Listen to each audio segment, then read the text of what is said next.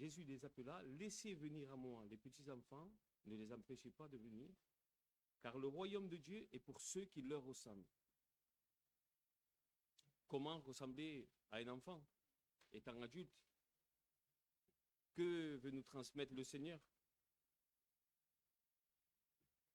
C'est impossible de revenir à la même taille. Pour être petit alors, non. Pour être simple comme un enfant? Oui, peut-être. Et pour répondre à cette question-là, nous allons voir l'histoire qui se trouve après. Parce que c'est encore une analogie que fait Christ, Jésus, sur la conversion. Parce que ce qu'on va parler là ce soir, c'est de la conversion. Jésus dit comment entrer dans le royaume, il faut ressembler à un enfant. Mais il fait une analogie. Il nous explique comment. Ok. Et pour cela, je vais vous demander de continuer. Juste en dessous, nous avons l'histoire du jeune homme riche. Et nous allons la lire en entier pour voir un peu qu'est-ce qui s'est passé. Parce que moi, je ne sais pas comment il faut faire pour être un enfant. Réellement. On ne sait pas. Donc, on va voir ce que dit la parole de Dieu. Un chef interrogea Jésus et dit, bon maître, que dois-je faire pour hériter la vie éternelle? Jésus répondit, pourquoi m'appelles-tu bon? Il n'y a de bon que Dieu seul. Tu connais les commandements. Tu ne commettras point d'adultère, tu ne tueras point, tu ne déroberas point, tu ne diras point de faux témoignages, honore ton père et ta mère. J'ai, dit-il, le jeune homme, observé toutes ces choses dès ma jeunesse. Jésus, ayant entendu cela, lui dit, il te manque encore quelque chose. Vends tout ce que tu as, distribue-le aux pauvres, et tu auras un trésor dans les cieux. Puis, viens et suis-moi.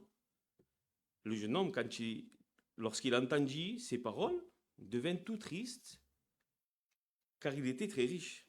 Jésus, voyant qu'il était devenu triste, dit qu'il serait difficile à ceux qui ont des richesses d'entrer dans le royaume de Dieu. Car il est plus facile à un chameau de passer par le trou d'une aiguille qu'à un riche d'entrer dans le royaume de Dieu. Ceux qui l'écoutaient se posaient une question et dirent, et qui peut être sauvé? Jésus répondit, ce qui est impossible aux hommes est possible à Dieu. Qu'est-ce qui était impossible? Dieu est possible, tout est possible à Dieu, il n'y a pas de souci. Mais si on reste dans le contexte de ce qu'on est en train de lire, ça a un rapport avec ce qu'il y a au-dessus. Vous êtes d'accord avec moi? Ok. Qu'est-ce qui était impossible à l'homme là, dans le texte?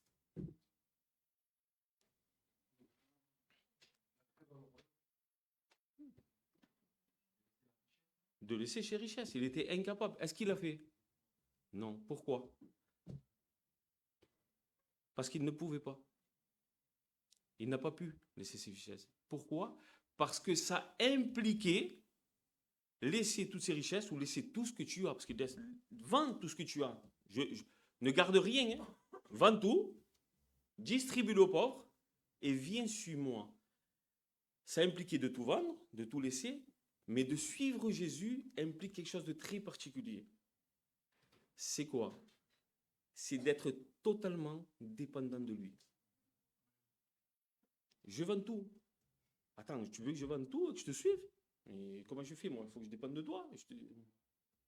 Pour boire, pour manger, pour vivre, pour respirer, pour tout, il fallait qu'il dépende de Jésus. Mais il avait très bien compris. La preuve qu'il n'a pas pu, il a dit non. Je préfère mes richesses. Et il n'a pas pu. Donc, que nous dit Jésus? Il faut que vous ressemblez à un enfant. C'est notre texte principal. Qu'est-ce que ça serait ressembler à un enfant?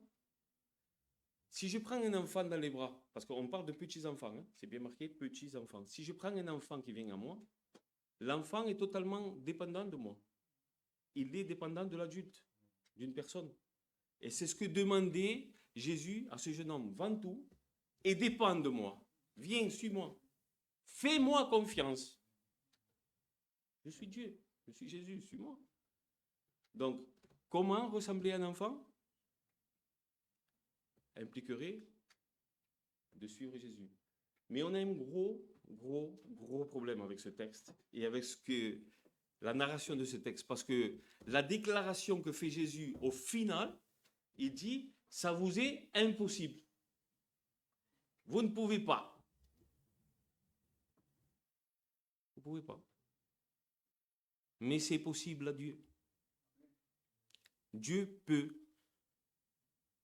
Dieu peut faire quoi? On parle de quoi?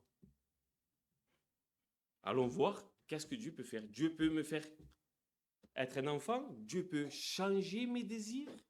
Dieu peut changer mes amours. Oui. Mais comment Dieu fait cela?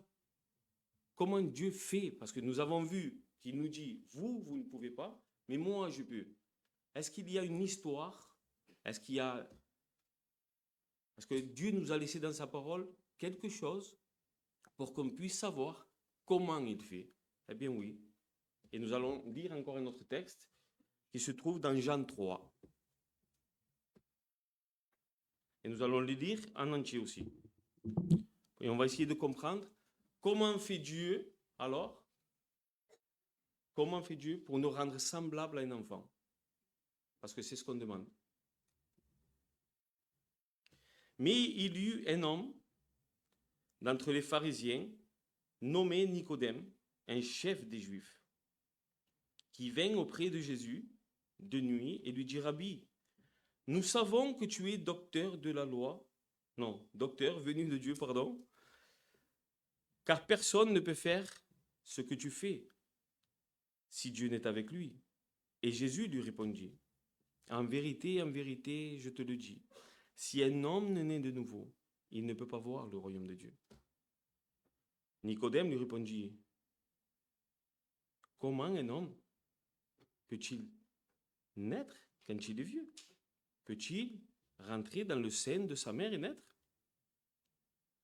Jésus lui répondit, en vérité, je vous le dis, si un homme ne naît d'eau et d'esprit, il ne peut entrer dans le royaume de Dieu. Ce qui est né de la chair est de la chair, ce qui est né de l'esprit est de l'esprit. Ne t'étonne pas que je t'ai dit, il faut que vous naissiez de nouveau.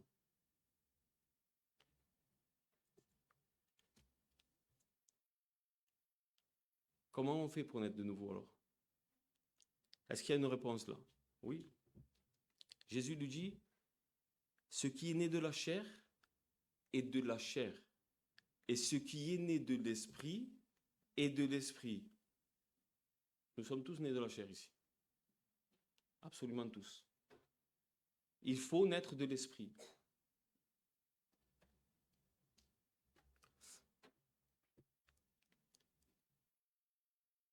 Comment alors on est de l'esprit?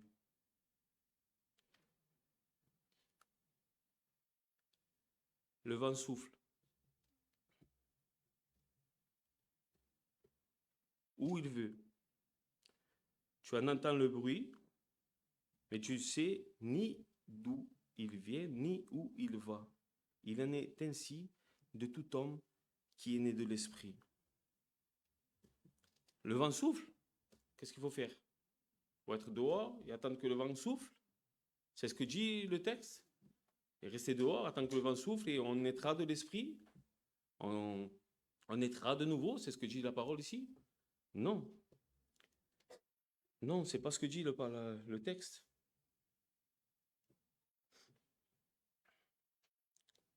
Regardez ce que dit 1 Pierre, verset 1, verset 23. Tu l'as mis, quoi? Puisque vous avez été régénérés non par une semence corruptible, mais par une semence incorruptible, par la parole vivante et permanente de Dieu.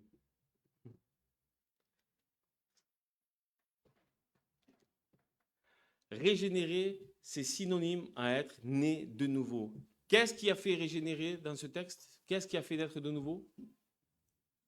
C'est la parole. C'est la parole de Dieu. C'est l'Esprit de Dieu. Ok, Jacques 1, verset 18. Il nous a engendrés selon sa volonté par la parole de vérité, afin que nous soyons en quelque sorte les prémices de ces créatures. Quand il dit encore une fois engendrer, qu'est-ce que ça veut dire engendrer? Engendrer, ça veut dire produire de nouveau.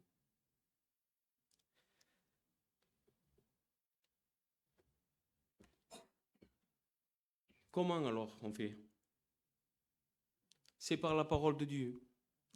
C'est la parole de Dieu qui nous a engendrés. C'est la parole de Dieu qui nous a régénérés. C'est la parole de Dieu qui nous fait. Mais comment il le fait, le Seigneur? Parce qu'il dit le vent souffle. Si vous lisez, comme moi, dans Jean 3, il dit le vent souffle. Et c'est ce que je suis en train de faire. Je suis en train de souffler sur vous. C'est la parole de Dieu, insufflée par Dieu, qui tombe sur vous. Et ce n'est que comme ça qu'on peut ressembler à un enfant. C'est la parole qui va vous régénérer. C'est la parole qui va vous faire naître de nouveau. C'est la seule façon de naître de nouveau. C'est la seule façon. Il n'y en a pas d'autre. Il n'y en a pas d'autre.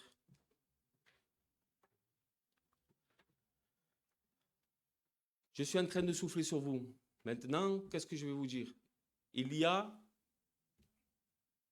des personnes ici qui connaissent la parole. Il y a des personnes ici qui sont nées de nouveau. D'accord? Le vent a soufflé, on ne sait ni où il va, ni d'où il vient. Moi, j'annonce ce que Dieu me dit d'annoncer. Vous écoutez, et je ne sais pas ce qui va arriver. On ne sait pas. On ne sait pas. Mais on pourra en voir les effets, dira la parole, si vous lisez bien le texte. Et les effets, beaucoup d'entre vous, vous les avez vus. Même s'il y a des personnes aujourd'hui qui ne connaissent pas le Seigneur, vous tous ici, vous avez quelqu'un de votre famille à côté de vous, vous avez vu l'effet que produit le fait d'écouter la parole de Dieu. La parole de Dieu transforme.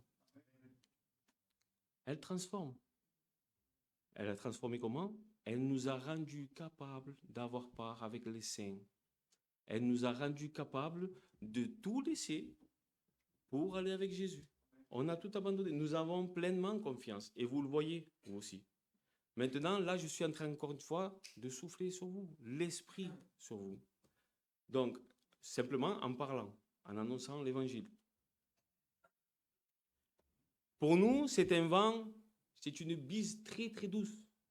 C'est un vent très, très doux pour nous. Nous l'accueillons avec foi, nous sommes heureux d'écouter la parole de Dieu.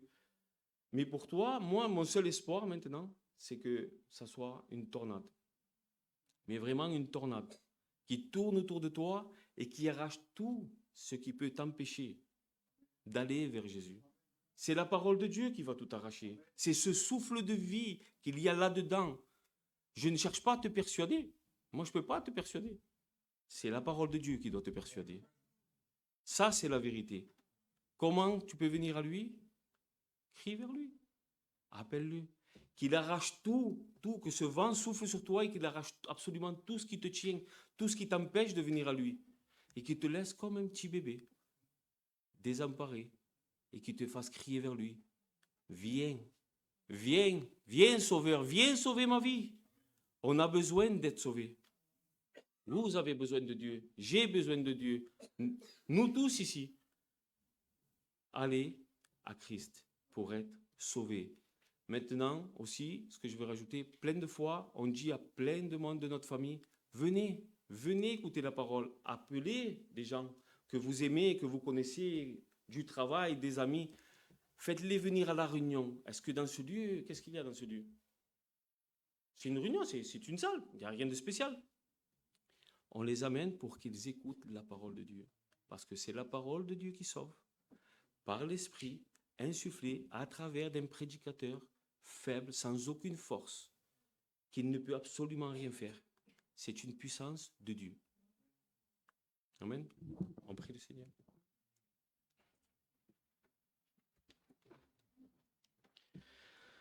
Seigneur, nous voulons bénir ton nom pour ta parole, pour ta vérité, Seigneur.